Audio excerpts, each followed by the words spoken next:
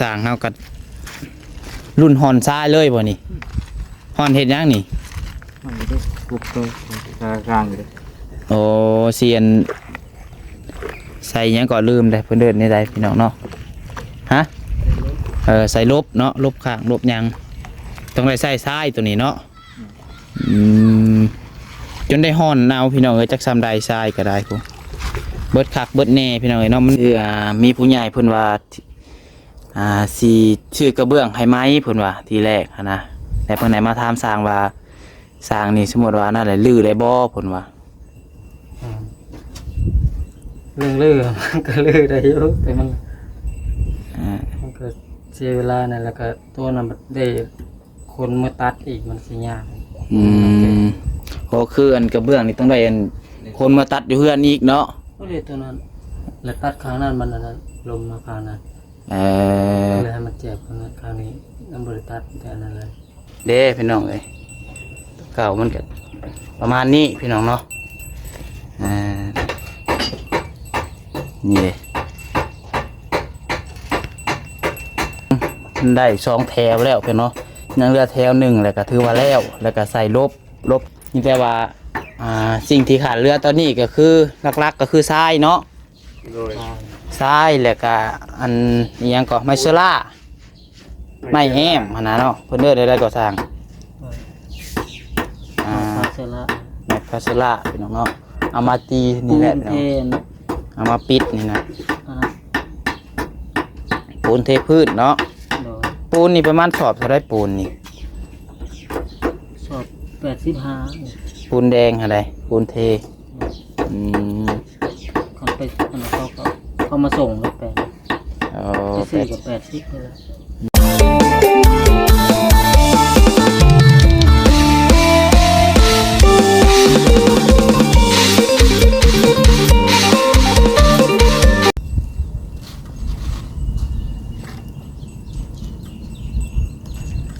กราบทักทายสบายดี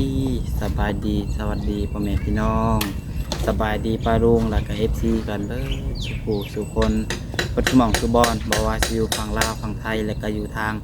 ต่างประเทศเด้อพี่น้องเด้อและยินดีต้อนรับเข้าสู่ช่อง YouTube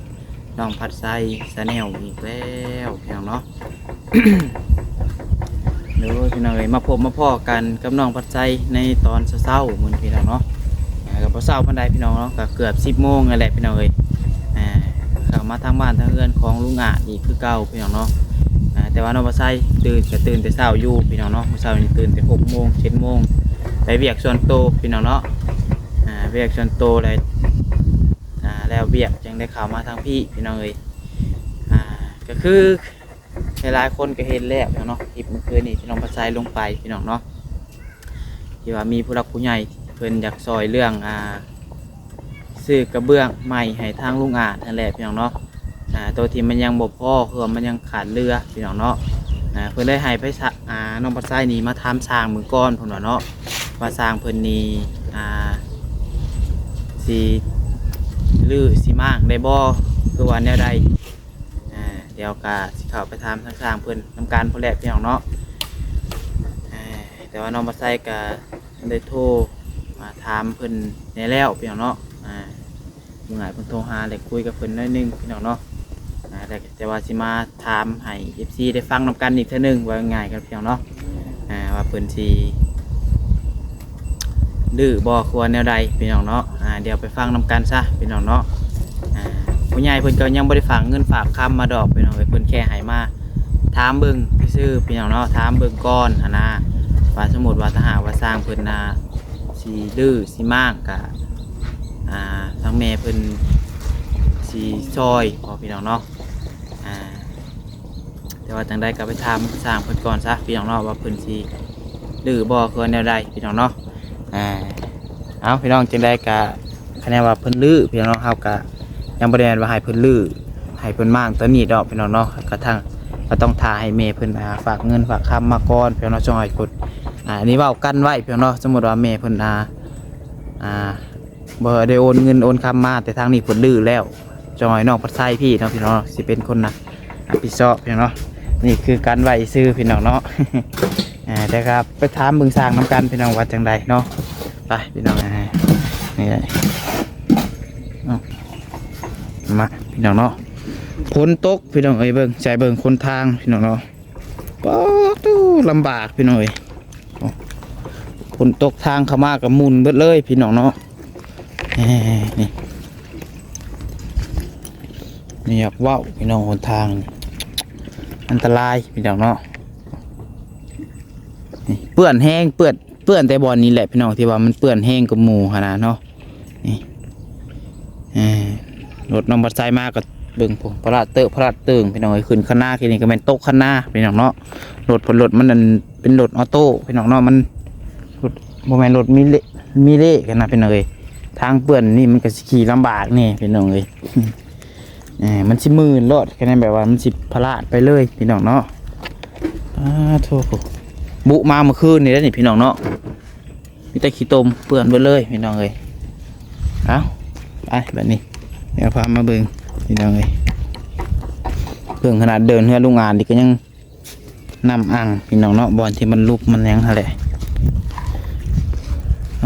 โทษทางสร้างเฮากัดรุ่นฮอนซ้ายเลยบ่นี่ฮอนเฮ็ดยังนี่มันได้กุบตัว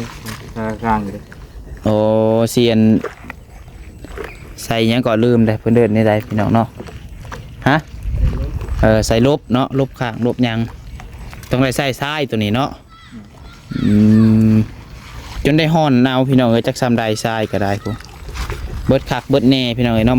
มันติดกับหินมันบนกับหินเนาะมันเลยยากแน่พี่น้องเนี่ยได้ซ้ำมันเบิด มันมีงบไปได้สัพี่น้องเนาะไปน้องบล็อกก็เกือบเบิดบล็อกเนาะ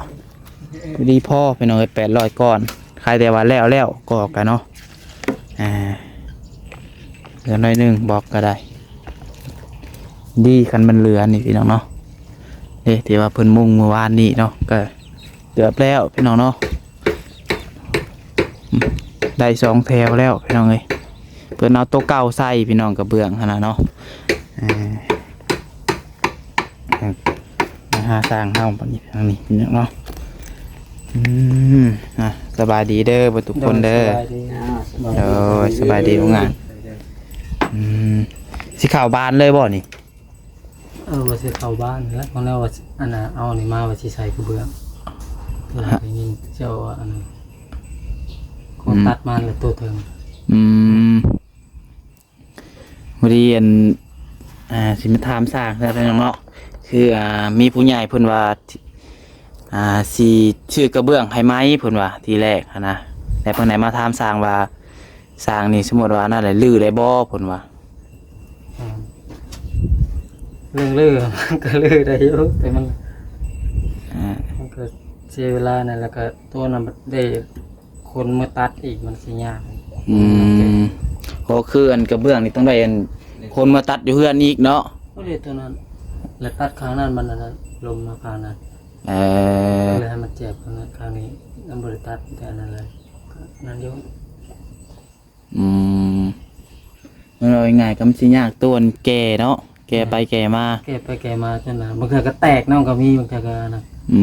มันทางมันนะแก่เมื่อนี่แตกน้ำก็มีแตกน้ำก็มีบัดแก่มาบัดตัดแล้วบัดบ่พอคือมันก็มีบ่พอแบบใดมันแตกฮะแตกกันแล้วมัน14เฮาตัดมา14มันแตกแค่2อันบัดเหลือ12บัดแต่บ่ตัดมาอีกสิยากแน่เนาะกระบี่ย่างพดบ่มีรถอัน4ตีนเนาะบ่มีรถ4ตีนพี่น้องใส่ล้อนี่ล้อเพิ่นสุกเมื่อก็ได้พี่น้องเนาะ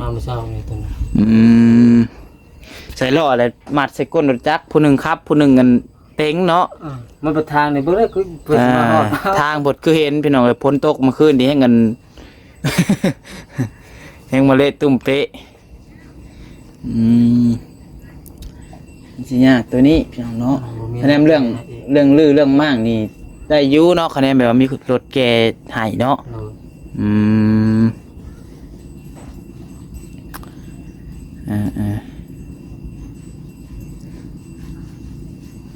มันยากตัวนี้แหละพี่น้องมีแต่ว่าตัวเก่าก็ยามันเนาะลุงอ่ะเนาะตัวเก่าก็ มันใช้ได้อยู่มุงไปโลดเนาะ จำเป็นนั่นแหละ อ่า ว่างแต่เรียกว่าจำเป็นนั่นแหละ ว่ามันคะแนนว่ามีอันงบซื้อกะ ให้เพิ่นซื้อทราย บ่คืออันงบเพิ่นซื้อนี่นะไปว่าทางหนึ่งนี่ทางมันอีกนี่สมมุติว่าให้รถเบานิ้วไปแก้มาให้นี่ก็รถเบานิ้วก็เข้ามาบ่ได้อีก เข้าบ่ได้ ต้องได้จอดผู้นแหละต้องจอดแถวทางนะผู้นแหละเข้ามาได้ฮอดแต่แถวนี้บ่อนนี้มันเปื้อนแห้งเด้บ่อนนี้นี่ แม่น มันจะเป็นคุมแห้งเปื้อนแห้งแถวนี้นี่แก่มาบ่ได้อีกสมมุติว่ากระเบื้องหั่นนะต้องได้คนใช้ล้อเลยสุกไปหัน แต่ว่าง่ายกันลำบากแน่พี่น้องเนาะกับอีกอย่างมันก็สร้างเพิ่นก็มุ่งสิแล้วแหละเนาะมื้อนี้ก็คือสิแล้วเนาะ แล้ว แต่ ขึ้น พอเพิ่นเตรียมมาเบิดเด้พี่น้องเอ้ยแต่ว่ามันก็ยังดีอยู่บ่ล่ะตัวเก่าซะคือสิได้หลายปีอยู่บ่ ได้อยู่ดอกหลายปี ฮอดบ่5-6ปีนี่ ฮอดนั่นแหละ ได้อยู่ดอกเนาะ ฮอด บ่แม่นมันเก่าแต่อันมันตายสีซื่อบ่ ตายสี่ ก็มันตาสีกับถ้าว่ามันเก่าเฮาบ่ได้อันนั้นแบบว่าน่ะมันเฮาบ่ขึ้นลื้อเด้ใช่ลื้อมามันไปเหยียบ แม่นลืมมา ถ้าว่ามันอยู่ในธรรมดามันก็นั่นอยู่ เออไปลื ลื้ อ อก็ว่าพรใช้ไป ฮะ ไปซอยเพิ่นแล้วตอน แม่นไปนำกัน ก็ ขึ้นไปมันก็เหยียบในอย่างนั้นนี่ แม่น ตัวใหญ่ เหยียบแน่แล้วเนาะขึ้นไปมั่างไปอย่างเนาะ แม่น มันก็สิ ตัวใดมันเก่าๆแห้งๆก็แตกไปน้ำตัวแตกก็มี บ่แม่น6-7 ปีบ่ลึกกลัว จังหวะจักสิจักปีอันนี้บ่ได้ถามเพิ่น ว่าบางช่วงมันคือตัวข้างน่ะใหม่มันเฮือนเดียวเลยบ่ เฮือนหลังเดียวกัน แต่ว่ามีเพิ่นว่ามุงพร้อมกันหั่นแหล้วแต่ว่ามันนั่นยันจักแนวใดแล้วยันแดดบ่ มันแดดมันตายสีบ่ พร้อมกันบ่ข้างน่ะบ่เคย มันมีตัวเก่าตัวใหม่มันปนกันเลยนะเพิ่นว่าตอนนั้นมุงกับตัวใหม่เบิดหั่นแหละฟังน่ะมุงพร้อมกันแล้วแหละเพิ่นบ่ได้อยู่เพิ่นนั่นน่ะเฮ็ดเป็นหยังว่าสิเฮ็ดเทือนให้คนบ่กันจังว่ามันตายสีสื่อมาจาก FC บางคนเพิ่นว่าเม่นว่าอันนี้มันตายสีซื้อกระเบื้องมันยังดีอยู่เพิ่นว่าซื้อสีมาทาใช่ไหมเพิ่นว่า ดีก็เบิ่งนี่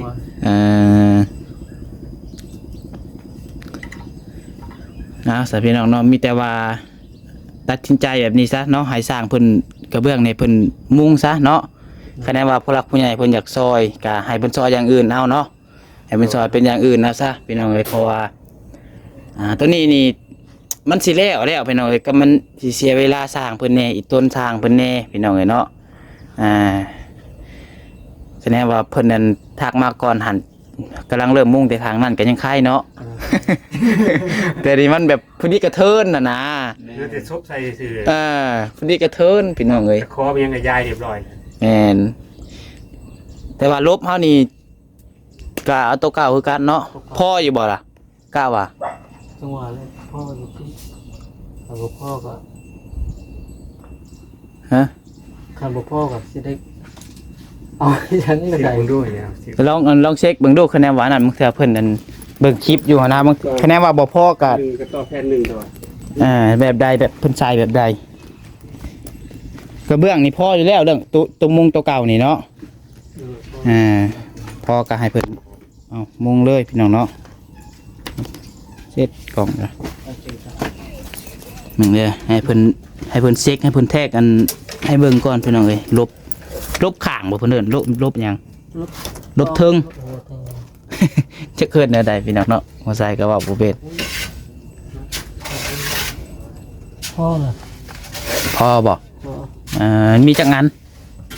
มี20ปลายพุ่นละ โอ้ลบนี่พอเนาะ ยังพอ มันบ่มีตัวแตกตัวหักบ่ล่ะ มีก็เฮาก็บ่เอาตัวมันนั่นน่ะ ยันว่ามีตัวแตกตัวหักปนกันยันว่ามันบ่พอดอกคันว่าพอแล้วก็ บ่พอ โอเคซะเนาะตัวหลังคานี่แล้วไปจะเป็นน้อยเพิ่นเอาเก็บตัวเก่าใส่นี่แหละพี่น้องเอ้ย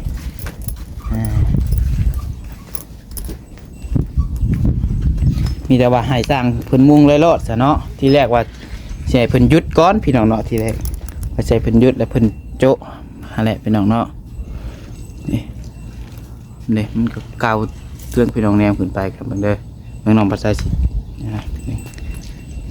ขึ้นได้บ่ลุงอาจเทื่อนนี่เขาขึ้นได้บ่ที่ขึ้นไปถ่ายสิเบิ่งเด้อขออนุญาตขึ้นไม่ได้ค้างผู้สาวน้อยไว้ติ ทั้งเป็นแนวเลย แค่ละครั้งผู้สาวน้อยไว้ บ่ขึ้นหลังคาข้างในก็ได้นี่พี่น้องเนาะเห็นแล้วนี่เด้พี่น้องเอ้ยเก่ามันก็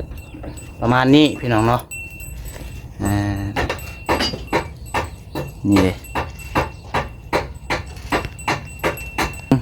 ได้2แถวแล้วเพียงเนาะยังเหลือแถวหนึ่งแล้วก็ถือว่าแล้วก็ใส่ลบทั้งเทิงมันเพียงเนาะหายผลบ่หัวบ่ยังหาแหละพี่น้องเอ้ยแต่ก็ถือว่าสำเร็จสำหรับหลังคาเฮาพี่น้องเนาะ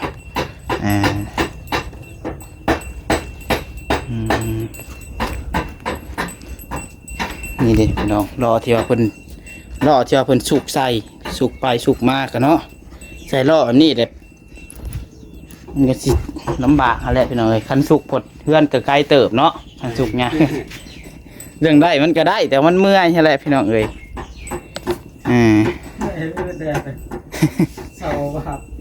ปัดต้นคุมต้นยังผดต้นแห้งผดแตกอีกเนาะขี่ไว้ก็บ่ได้อีก เขาเห็นน้องวัชชัยเห็นมือเพิ่นแก่เมื่อนั้นกันวันไหนเป็นคุ้มเลยกับลงสุกเอ้าพี่น้องเอ้ยวันไหนมันยากกะ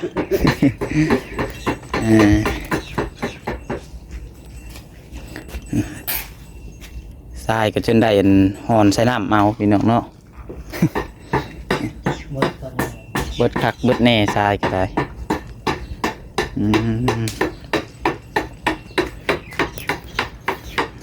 พี่น้องเนาะคือเรื่องราคานี่แล้วซะพี่น้องเนาะปล่อยให้สร้างเพิ่นมุ่งเลยมื้อนี้นี่แต่ว่าสิ่งที่ขาดเรือตอนนี้ก็คือหลักๆก็คือทรายเนาะ โดย ทรายแล้วก็อันนี้ยังก็ไมเซล่าไม้แห้มหั่นน่ะเนาะเพิ่นเด้อได้ก็สร้างแมคพาเซล่าพี่น้องเนาะเอามาตีนี่แหละพี่น้องเอามาปิดนี่นะปูนเทพื้นเนาะปูนนี่ประมาณสอบเท่าไรปูนนี่ สอบ85 ปูนแดงอะไรปูนเทเขาไปเขามาส่งแล้ว84กับ80นี่แหละไมเซล่านี่ประมาณจักตับบันสมมุติว่านั่นนะใส่ประมาณจักตับนี่ประมาณ5แผ่นขึ้นไปก็ตับหนึ่งมี4บ่มี6ที่2ตับแล้วทางละนะครับทางละตับบ่มี6บ่คือมี4วะเฮาก็บ่จื้อมี4นะ4บ่ตัวหนาบ่4ตัวนี้มี6บ่จักไปเห็นบ่ลุงอาจจื้อบ่นี่อันนี้แหละเป็นจังไง5แผ่นบ่4-5แผ่นเด้อเนาะแต่ว่าสร้างลายเบิ่งประมาณ2ตับบ่2ตับเป็นเนาะไมเซล่าแล้วกับทรายนี่อีกประมาณอันทำใดรถ1บอกคือว่าทำใด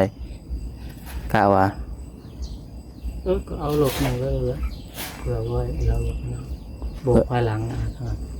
โบกอันน่ะโบกห้องน้ำมันก็บ่หลายคะแนนว่ามีอันงบกะซื้อมารถ1เลยก็ดีเนาะคือว่าคะแนนบ่ได้อีหลีก็ให้ได้จักเครื่องรถซะเนาะได้จักเครื่องรถพอได้มาโบกกันพาก่อนโบกของน้ำก่อนพี่น้องเอ้ยตัวที่ว่าสร้างเพิ่นนั้นหับปากแล้วเนาะเพราะว่าจังหวะสร้างเพิ่นไปทางอื่นแล้วให้เพิ่นกลับมาเพิ่นก็บ่อยากกลับปานใดแล้วเนาะทางเวียนนี่ก็นั่นนี่ก็บ่ว่าปกติไผดอกพี่น้องเอ้ยไผก็อยากไปหน้าเลยแล้วเนาะ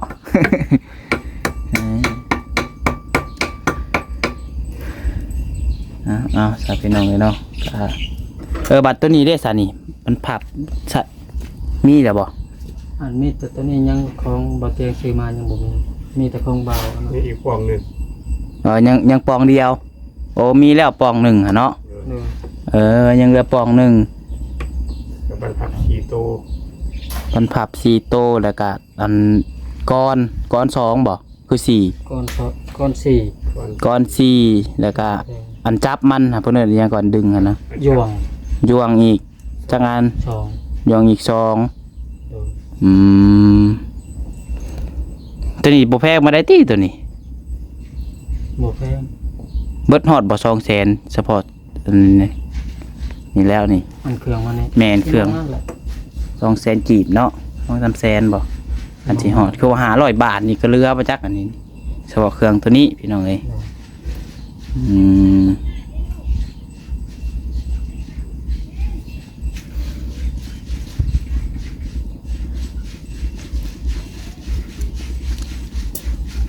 เป็นกำลังสิใส่อันบานตัวนี้ก่อนพี่น้องเอ้ย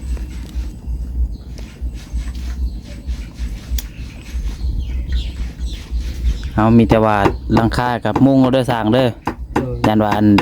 ถานั่นนี่บ่ได้ถาดอก ยันยากแน่แหละพี่น้องคือว่าอะไรเนาะ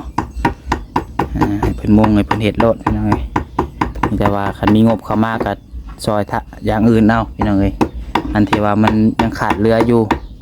อันที่มันยังบ่มีหั่นแหละเนาะ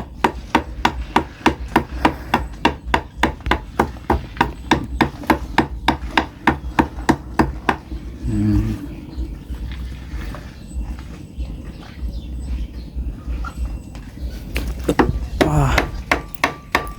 ลุงอาจกินแล้วบ่ข้าวมื้อนี้ลุงอาจ กินแล้ว ได้ยังกินข้าวเช้านะ ขัวไข่ ขอไข่กินเออ ขอไข่ ขัวไข่เบานิ้วซื้อมาฝากเมื่อวานนี่4หน่วย อืมขอไข่ ขัวอยู่แต่เมื่อวานนี่2เมื่อเช้านี่2 อ๋อ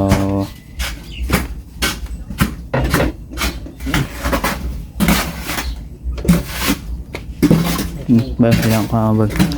ปึ๊บโอ้ยน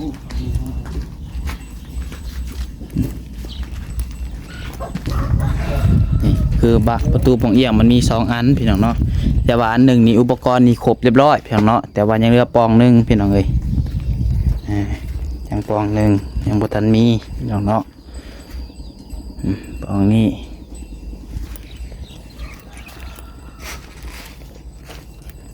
เอาสับพี่น้องเนาะคลิปนี้ก็คือสิประมาณนี้แหละสับพี่น้องเนาะมาใส่ก็เข้ามาถามทางเพิ่นเนาะพี่น้องเนาะให้พี่น้องได้รับผู้ให้ผู้รักผู้ใหญ่เพิ่นได้รับผู้นำกันพี่น้องเนาะถ้าเพิ่นเห็นคลิปนี้แล้วเพิ่นอยากช่วยเหลือคือมี FC ท่านใดเนาะผู้รักผู้ใหญ่เพิ่นอยากช่วยเหลืออันใดพี่น้องสมทบกันก็ยินดีพี่น้องเนาะทรายบ่คือว่าปูนบ่คนละอย่าง2อย่างก็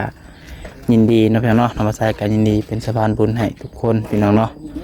โอเคเด้อพี่น้องเด้อผู้ใดอยากรู้รายละเอียดยังเพิ่มเติมก็ทักมาถามน้องพัดไซส่วนตัวได้นะพี่น้องเนาะสำหรับคลิปนี้ขอบคุณ FC ทุกคนที่เข้ามาชมคลิปน้องพัดไซฝากไว้พี่น้องเป็นกำลังใจกดไลค์กดแชร์คนละ1 ไลค์ 1 แชร์เด้อพี่น้องเด้อผิดพลาดประการใดก็ต้องขอโทษขออภัย